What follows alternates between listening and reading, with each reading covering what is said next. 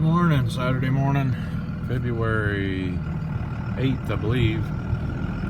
Boy, that is terrible. Maybe this thing will get right here. Really bright outside. Can't get my camera to focus. Like focus, dude. Oh, there, that's better. Must have had some dust on the screen or something. Out here counting my cows. Give them a little hay. Unrolled bale in half for them. I'm going to take the core out of that second bale up here on top of the hill. Today is actually the day that the book says if we were to start calving on, or turn our bulls out on the 1st of May, we should start having calves on the 8th of February. And I've got a lot of them that are heavy. They're getting really close to having a calf. And then we've got one down here that's had a calf, and I wanted to show him to y'all. This is one of those years that I'm not, you don't know what you're going to get when you got new bulls, even though they give us what they call EPDs, or it's a projected amount or size calf that the bull should throw. Sometimes you have bulls that will throw calves that's twice as big as them. But I had two new bulls this year, but they're both limb flex, which is a percentage Limousine and a percentage Angus. And that's my first calf out of them. And he is very nice size. I don't know, it may be a heifer. That's its mama, the red cow, standing there next to it. She's taking really good care of him. I didn't have to touch him. He was born on a pretty cold morning. But doing good. Scott and Dakota and I all turned our bulls out the same day. And Scott has had 6 calves, I believe. Or that was the last I heard anyway. I don't know about this morning or yesterday evening. And Dakota's had one new baby, so we're starting to have some calves. It's a lot of people say, well, how do you calve in February? It's so cold. And well, we start in February. The bulk of our calves are usually born the end of February and into March. And we'll have some as late as May. I have before got tired of going checking to see if one cow had a calf twice a day. When I get down to 1 or 2, and just load the last ones up and sell them as bred cows. And so, never know how that's going to work out, but try to keep my calves kind of bunched up here in the spring. And the reason we calve so early is so them calves are ready to start eating grass when we start having a lot of grass to feed them. And the grass starts growing, our fescue will start growing in March. There's been years whenever we had the right moisture and sunshine, and the cows wouldn't even eat any hay after the 15th of March. I've even had them kind of quit on me earlier than that, even though I keep it out. If you want to know what that looks like from like almost a quarter mile away, there's the cows we just drove by. But that's why we do it that way. We try to get it to where our calves come at the right time, to where we can have them getting grass and the cows producing a lot more milk. See, when a calf's first born, he don't require all the milk the cow can make, and so if we get them here just a little bit ahead of when the grass starts growing, they're good and ready, and they'll bloom well. Whenever the grass starts growing, the cow gets more nutrition, she's making more milk, and the calf is growing and has got to a part where he needs more milk. So that's kind of why we do that way. I also like to have my calves weaned and bulls put away, and things like they're gonna be for the winter time before the 1st of December. And we went several years and sold our calves around the 1st of November when we was selling them right off the cow. Of course, we wanted them to be as big as they could get, and they usually look pretty good then. And sometimes you catch a little price bump then, but the last several years, they're getting to where they're actually giving as much or more money per pound for a 700 and an 800-pound calf is what they will a 500-pound calf. So that's the reason I'm doing this background and stuff. I always wondered if I'd ever have trouble with a post turning in the hole. This post right here, it's got that gate hung on it, has turned almost 90 degrees. I'm gonna have to get me a piece of pipe stuck over this rod back here and tied to the post and turned around there and tied over that fence. When you drive them posts in the ground, they don't have anything on them to keep them from turning. I suppose I could weld some stuff on them, but I never thought I'd have any trouble with that. Usually we just don't have that kind of trouble. The reason you're riding up here with me to the house is I want to show you a couple of the things we got done yesterday. Boys, we loaded out a load of ties, semi-loaded ties that we'd had sitting here and paid for a week or two, 3. And so we got them out of the way, and we worked on that grain bin. I'm trying to get a little bit more storage down here to where I can get all my storage put in a grain bin.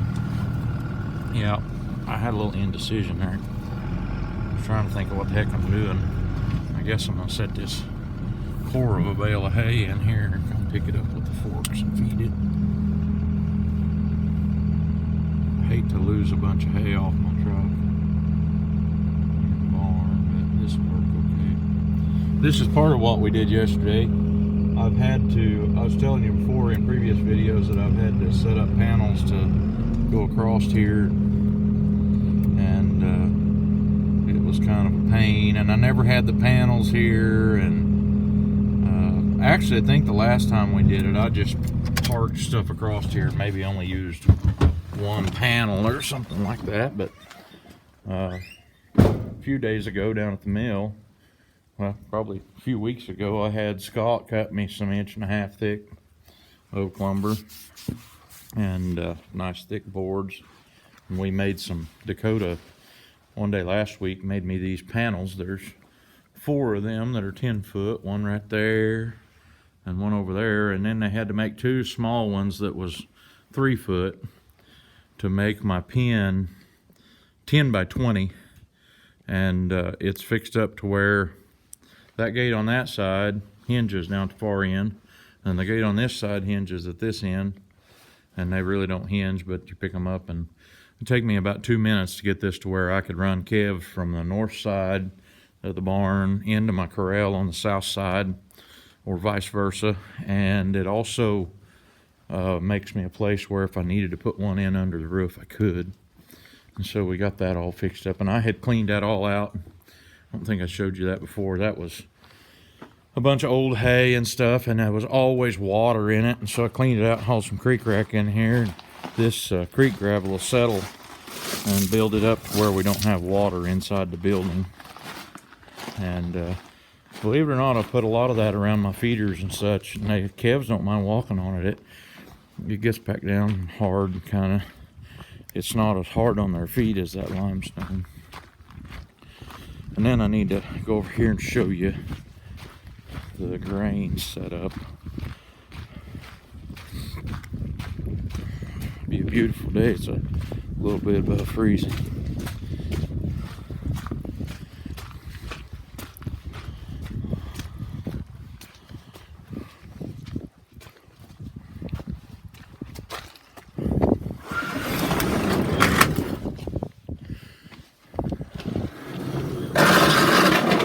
Dakota's had some trouble with his pickup. The motors started knocking.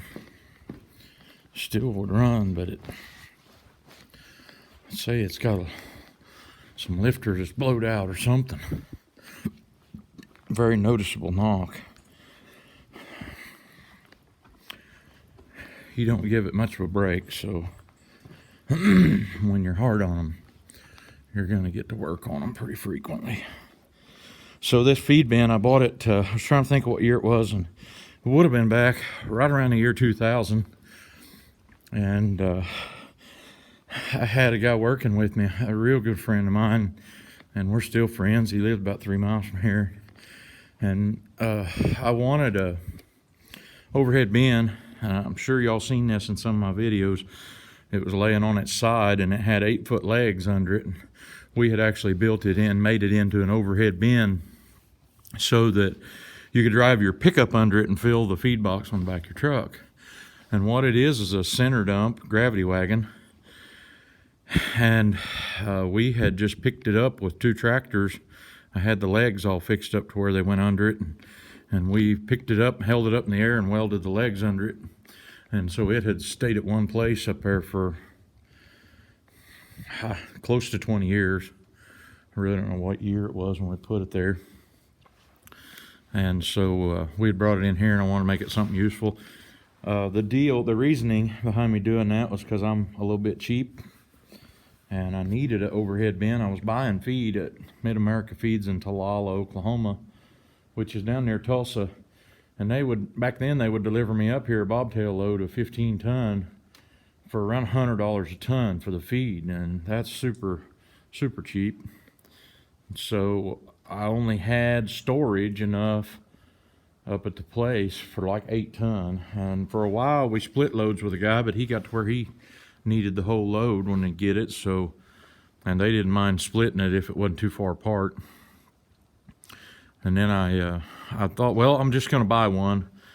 And it was back when I was growing chickens and I was working all the time, and I was ready to pull the trigger on it. I thought I had enough money saved up and could go ahead and buy one, get it put up, that would hold 10 ton. Now this one didn't hold quite 10 ton, but the one I had priced would hold 10 ton. And so I had called them and was ready to pull the trigger on it. And they told me, now you know it's a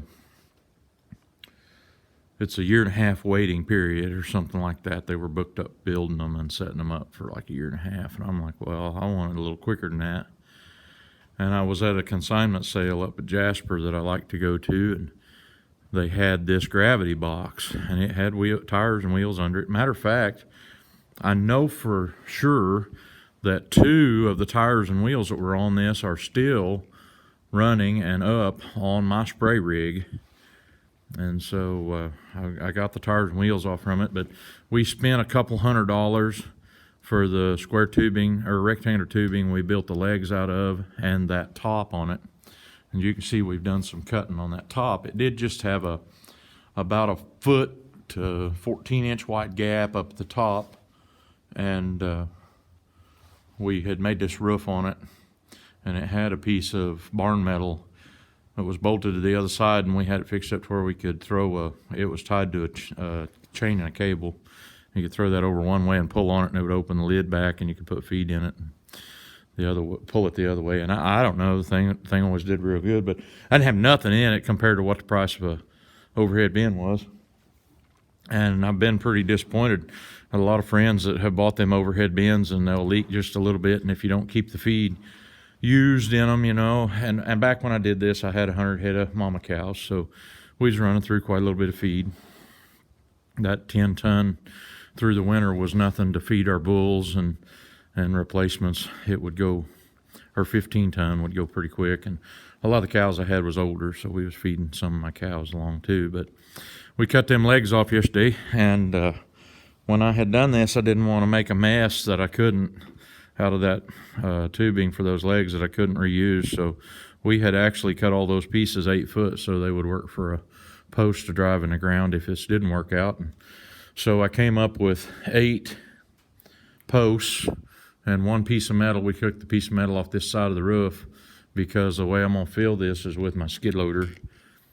I think I went over some of this before, and we're going to build us a door on the side of it there to where I can come up here with the bucket on my loader and get grain out of it. But and this here, we didn't do anything to this but get it home. They already had the extra sides built up on it and the roof. And the roof's kind of more of a pain than it's worth, but I give like $450 for that, and I think there's bound to be 200 bushel of corn in there. And then this one here is the one that I pulled back and forth to fetch it with, and it's got enough capacity to get real close to 150 bushel in it, which is a pretty good size load on corn. 150 bushel, I think, is 8,000 or 9,000 pounds. And when I can get it dry, it works really good. All this stuff we got this year was dry whenever it showed up here, and it's good looking corn. But the way we getting that stored, here's what the corn looks like. I mean, it's nice looking grain I got from Zach Rendell. But the way we get this in here is I'd actually pull this grain trailer up by the door down there, and I'd run out there with a skid loader and stand up and open the hand wheel and get my bucket full and come down here and dump it in this one. And we actually ground a bunch of that when we brought it in. As we brought it in, we made a buggy load of feed for Dad. And I don't think I had any boxes full of it, but I may have even had to put some of it in boxes. And we've got those boxes fixed up where we can pick them up with the forklift, and they got a little door on them. We can open that and get the grain out of them. Then you have to get in them and scrape the floor out, but tip it up, and it goes right into the grinder that way. But this will get us, if that's got 200 bushel in it, that over there, the blue and white one, or green and white one, whatever it is, will surely hold 200 bushel. And then I've got another one out there, gravity wagons, kind of like this one. It's on a 4-wheel running gear that'll hold 100 bushel, or 200, probably close to 200, between 150 and 200 bushel. And then we got this little wagon. We just put them foot-tall sides on it yesterday. It's got a dump under it, which is not as handy as those others, but it would work for putting oats in or something like that. Boys put them sides on it for me yesterday. Got a nice little door that opens up real wide in the back. Still got a few oats in it, but I thought the ones that we could pull around, we would take them to the field and get them full, bring them in here and park them to where they were in storage too. Gonna work it a little different next year. If we get that one anywhere near unloaded, and we let the air out of the tires on it to make it shorter. If we get it anywhere near unloaded, we're gonna push it back all the way up against this one. And then we'll have probably, when we got this drill out again, it won't be put back in here. And we may be able to put that pull type wagon right in here. I think if I put that in here right, I could get it to where we could lift the bed up some and have a tractor parked next to it to power it. It's hydraulic, and now I got all this sheet metal sitting here, and it's going somewhere else. And so I'll probably have a gravity wagon that's outside. Will probably get pulled right along this side and have a little more room. We're going to kind of condense our parts and pieces a little bit, but that's my feed mixing setup for right now. I wanted to get a little better shot of this here since I'm not so busy. Still got a couple bales of hay to put out. But this is the grinder mixture. I wanted to open this up and show you. That's the screen right there on the grinder mixer. And I don't know if you can see down inside of there. Can't see it very good. There's a rotor down in there that takes and pushes the grain out around this screen. I can't get all that loose right now, but it's got several deals on it that just looks like they call them hammers, but they just look like a piece of steel with a bolt hole in each end, flat strapping kind of. And I would say they're hardened somehow, and they got squared up shoulders on them. They will actually cut that grain through the holes in that screen.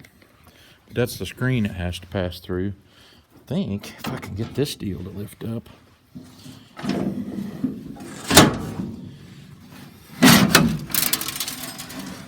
You can't see it very well because it's dark, but and if I had one of them fancy flashlight things.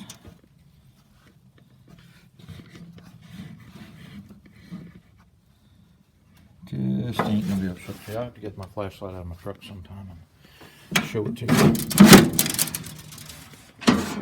That's how it grinds that. That front, the shaft off the tractor only turns 540 RPM, but I don't have any idea how fast that rotor in there, it's got them hammers on it, turns, because shaft off the tractor drives this great big pulley, and it drives a little, maybe a 4-inch pulley right over there, and so that turns really fast.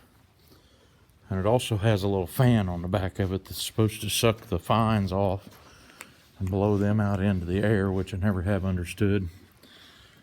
But it's got this little deal right here as a fan, and it'll run in that cyclone, and the heavy stuff falls out and the fines go on up in the air. That's why everything right here where this tractor's at's kind of coated in dust. That's kind of how that works. Anyway, kind of a lazy Saturday morning, and I want to show you what the mess was. We've been messing up here lately.